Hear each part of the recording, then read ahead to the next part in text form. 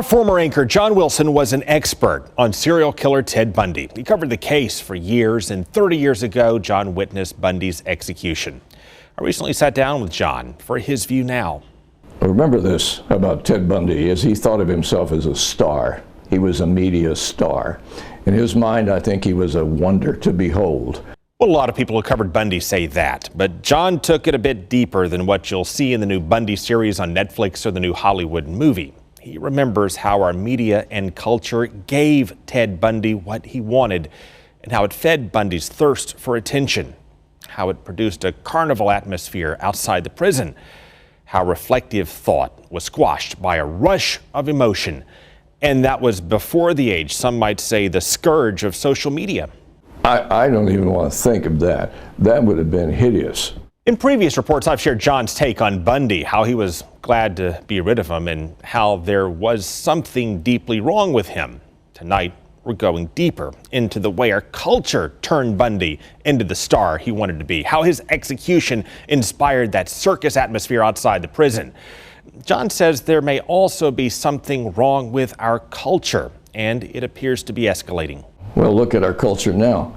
Look at how politicized we've become. Look how we react emotionally to everything. I think that's what's wrong with it. That was what was wrong with it then. I don't quite get it anymore, Craig. The times have changed to the point where it's difficult to try to even explain it. Tony Panaccio is a former journalist who also covered the Bundy case and witnessed his execution. Here's Tony's take on Bundy's final act. It felt like a show. The best way I could describe his demeanor in the room before he sat down was almost like a performer on closing night. What do you take away from that? To say we have a celebrity-driven culture is vastly lowballing it. And I think he played into that culture.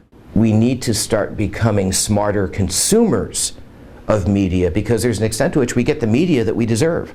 And now our culture seems to feed off of emotion more than ever. People often react to stuff on social media and it triggers a chain reaction before they even have time to process or think about it.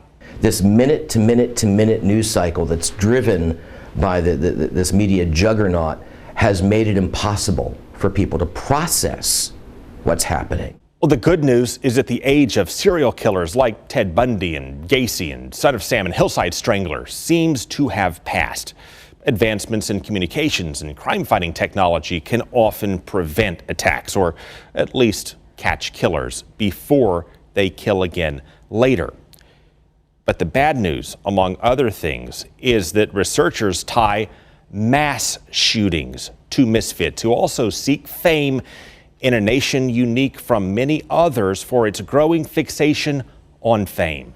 That's the easiest way for a nobody to achieve notoriety, is to commit some sort of a horrible act.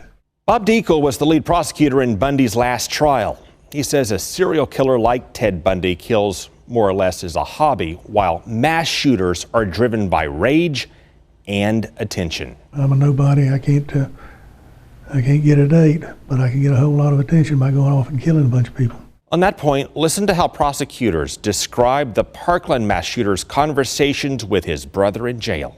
That his face is everywhere and his name is national. There is discussion of starting some sort of pen pal or fan club and how many girls he is capable of attracting, referring to his brother Nicholas. And with social media, this all gets amplified with extremists who project rage and algorithms that play up celebrity. And at the same time, social media glorifies fame and projects it as an end-all goal. And people are famous for being famous now. It's food for thought you will not find in the latest flood of Bundy flicks. It's something politicians might want to think about who want to move beyond the show in Washington. And it's the part of my interview with John Wilson that struck me the most when he weighed in with his view now.